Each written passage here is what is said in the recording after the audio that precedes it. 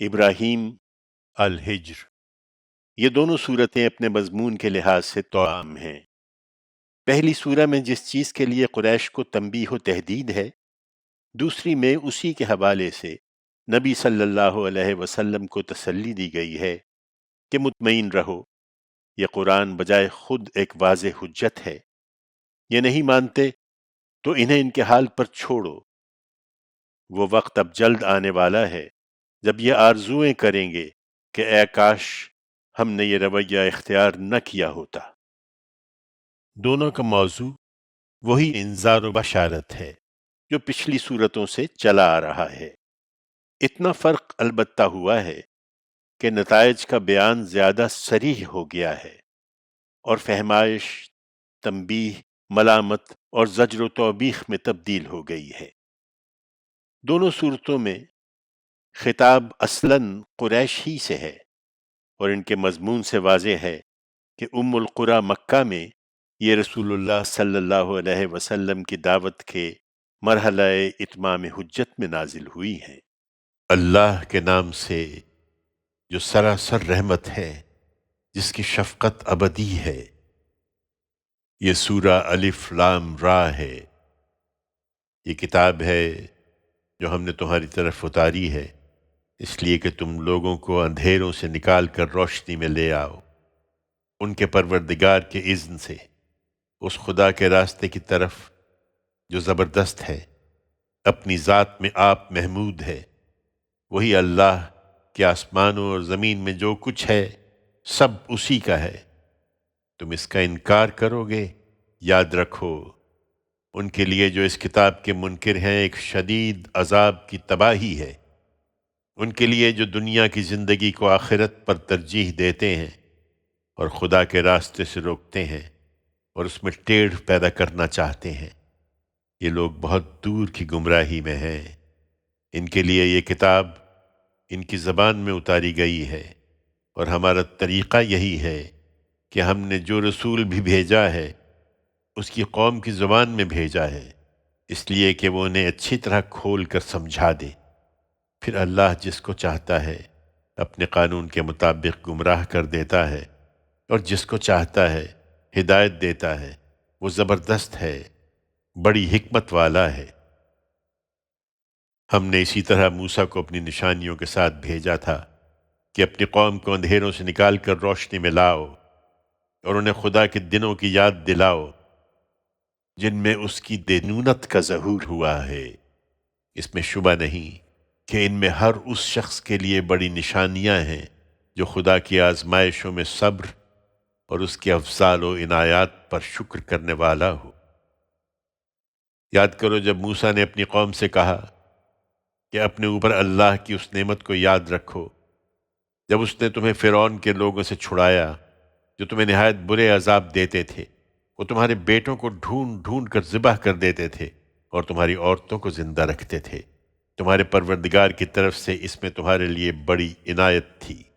اور یاد کرو جب تمہارے پروردگار نے خبردار کر دیا تھا کہ اگر تم شکر کرو گے تو ضرور میں تم کو اور زیادہ دوں گا، اور اگر ناشکری کرو گے تو میری سزا بھی بڑی سخت ہے۔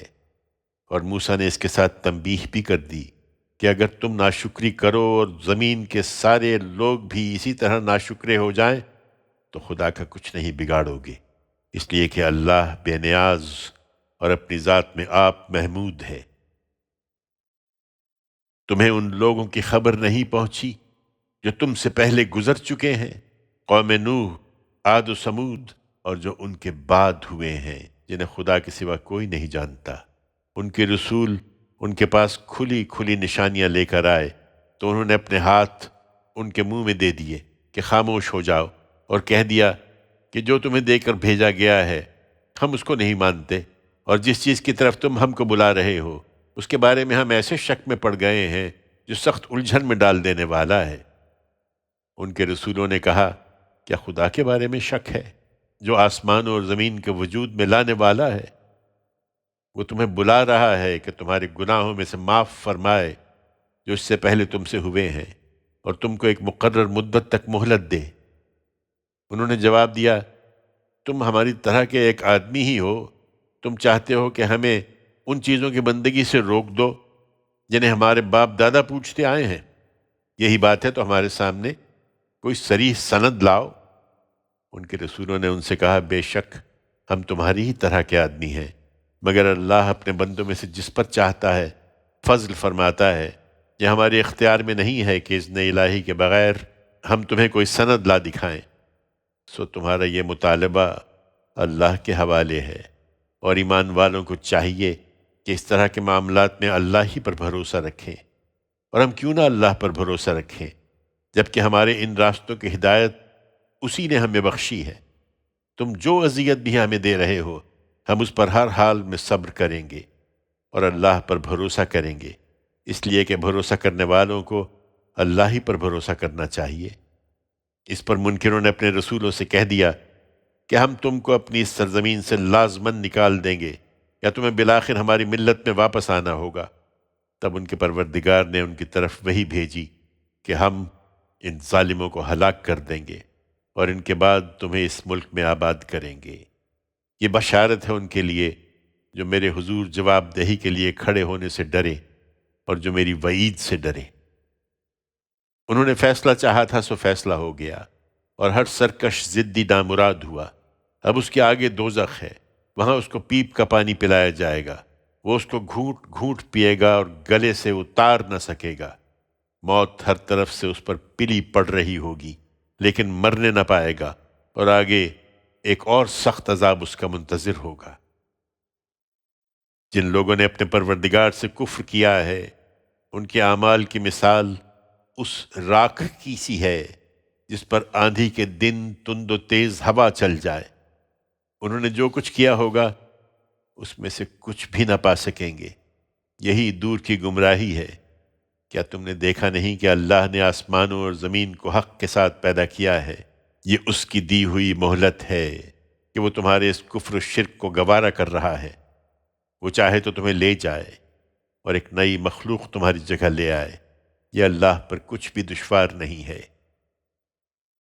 یہ مہلت بہت جلد ختم ہو جائے گی اور سب خدا کے روبرو نکل کھڑے ہوں گے۔ پھر جو کمزور تھے وہ ان سے جو بڑے بنے ہوئے تھے کہیں گے، ہم تمہارے پیچھے چلنے والے تھے، تو کیا اللہ کے عذاب سے ہمیں کچھ بچا لو گے؟ وہ جواب دیں گے کہ اگر اللہ نے ہمیں راہ دکھائی ہوتی تو ہم بھی تمہیں راہ دکھاتے۔ اب ہمارے تمہارے لیے یکساں ہیں کہ چیخیں چلائیں یا صبر کریں، ہمارے بچنے کی کوئی صورت نہیں ہے۔ اور جب فیصلہ چکا دیا جائے گا تو شیطان کہے گا، حقیقت یہ ہے کہ اللہ نے تم سے سچا وعدہ کیا تھا سو اس نے وہ پورا کر دیا، اور میں نے بھی تم سے وعدہ کیا تھا مگر میں نے تمہارے ساتھ وعدہ خلافی کی، اور میرا تم پر کوئی زور تو تھا نہیں، میں نے اس کے سوا کچھ نہیں کیا کہ تمہیں دعوت دی اور تم نے میری دعوت پر لبیک کہا، اس لیے مجھے ملامت نہ کرو، اپنے آپ ہی کو ملامت کرو۔ اب نہ میں تمہاری فریاد کو پہنچ سکتا ہوں نہ تم میری فریاد کو پہنچ سکتے ہو۔ تم نے جو مجھے شریک ٹھہرایا تھا میں نے اس کے پہلے ہی انکار کر دیا ہے۔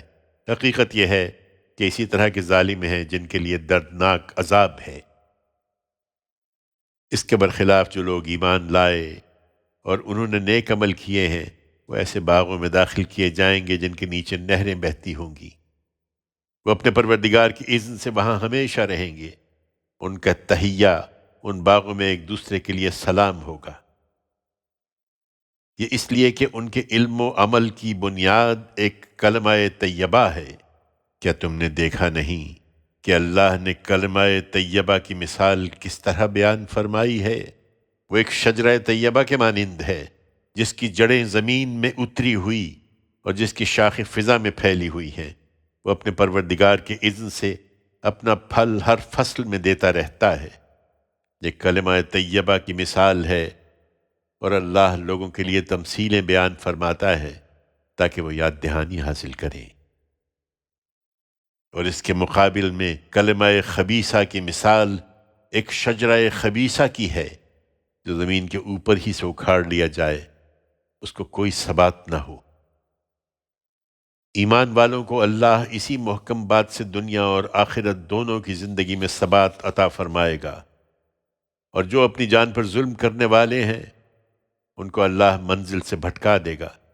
اللہ اپنے علم و حکمت کے مطابق جو چاہے کر گزرتا ہے۔ تم نے دیکھا نہیں ان لوگوں کو جنہوں نے اللہ کی نعمت کے بدلے میں ناشکری کی اور اپنی قوم کو ہلاکت کے گھر جہنم میں لا اتارا ہے؟ اس میں داخل ہوں گے، پر وہ کیا ہی برا ٹھکانہ ہے۔ انہوں نے اللہ کے شریک ٹھہرائے تاکہ لوگوں کو اس کے راستے سے بھٹکا دیں۔ ان سے کہو مزے کر لو، تمہارا ٹھکانہ بالآخر دوزخ ہی کی طرف ہے۔ اے پیغمبر، میرے جو بندے ایمان لے آئے ہیں ان سے کہہ دو کہ نماز کا اہتمام رکھیں، اور جو کچھ ہم نے ان کو عطا فرمایا ہے اس میں سے کھلے اور چھپے اللہ کی راہ میں خرچ کریں، اس سے پہلے کہ وہ دن آ جائے جس میں نہ خرید و فروخت ہوگی اور نہ کوئی دوستی کام آئے گی۔ یہ مشرکین دیکھتے نہیں کہ اللہ ہی ہے جس نے آسمانوں اور زمین کو پیدا کیا اور آسمان سے پانی اتارا، پھر اس سے تمہاری روزی کے لیے طرح طرح کے پھل نکالے، اور کشتی کو تمہارے کام میں لگا دیا کہ اس کے حکم سے سمندر میں چلے، اور اس نے دریاؤں کو تمہارے کام میں لگایا اور سورج اور چاند کو تمہارے کام میں لگایا، دونوں برابر چلے جا رہے ہیں۔ اسی طرح دن اور رات کو بھی اس نے تمہارے کام میں لگایا اور تمہیں ہر چیز میں سے جو تم نے مانگی عطا فرمایا۔ اگر تم اللہ کی نعمتوں کو گننا چاہو تو نہیں گن سکتے، اس پر بھی خدا کے شریک ٹھہراتے ہو۔ حقیقت یہ ہے کہ انسان بڑا ہی بے انصاف اور بڑا ناشکرا ہے۔ یہ ابراہیم کی اولاد ہیں، انہیں وہ واقعہ سناؤ جب ابراہیم نے دعا کی تھی کہ میرے پروردگار اس شہر کو امن کا شہر بنا، اور مجھے اور میری اولاد کو اس سے دور رکھ کہ ہم بتوں کو پوجنے لگیں۔ پروردگار، ان بتوں نے بہت لوگوں کو گمراہی میں ڈال دیا ہے، جو میری اولاد کو بھی گمراہ کر سکتے ہیں۔ اس لیے جو ان میں سے میری پیروی کرے وہ تو میرا ہے، اور جس نے میری بات نہیں مانی اس کا معاملہ تیرے حوالے ہے۔ پھر تو بخشنے والا ہے، تیری شفقت ابدی ہے۔ اے ہمارے پروردگار، میں نے اپنی کچھ اولاد کو تیرے حرمت والے گھر کے پاس ایک بن کھیتی کی وادی میں لا بسایا ہے۔ پروردگار، اس لیے کہ وہ اس گھر میں نماز کا اہتمام کریں، سو تو لوگوں کے دل ان کی طرف مائل کر دے اور انہیں پھلوں کی روزی عطا فرما، اس لیے کہ وہ تیرا شکر ادا کریں۔ پروردگار، تو جانتا ہے جو کچھ ہم چھپاتے ہیں اور جو کچھ ظاہر کرتے ہیں۔ حقیقت یہ ہے کہ اللہ سے کچھ بھی چھپا ہوا نہیں ہے، نہ زمین میں نہ آسمان میں۔ خدا کا شکر ہے جس نے مجھے اس بڑھاپے میں اسماعیل اور اسحاق عطا فرمائے ہیں۔ اس میں کچھ شک نہیں کہ میرا پروردگار دعا کا سننے والا ہے۔ پروردگار، مجھے نماز کا اہتمام کرنے والا بنا، اور میری اولاد سے بھی جنہیں میں یہاں بسا رہا ہوں۔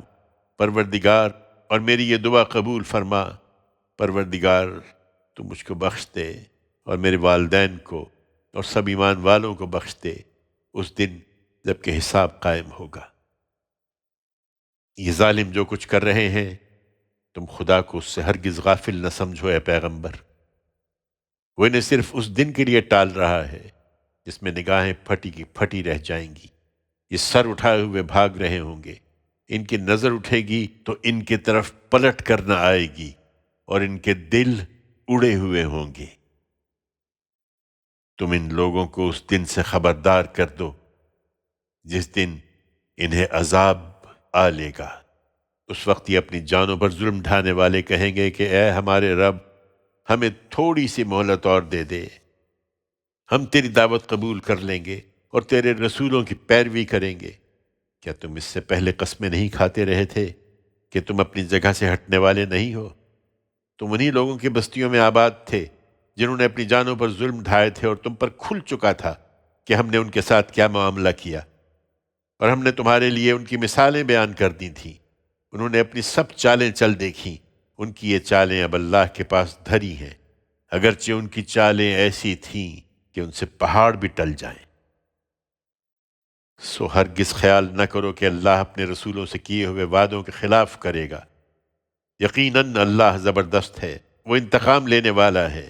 اس دن کو یاد رکھو جب یہ زمین دوسری زمین سے بدل دی جائے گی، اور آسمان بھی، اور سب تنہا بے یار و مددگار اللہ واحد و قہار کے سامنے نکل کھڑے ہوں گے۔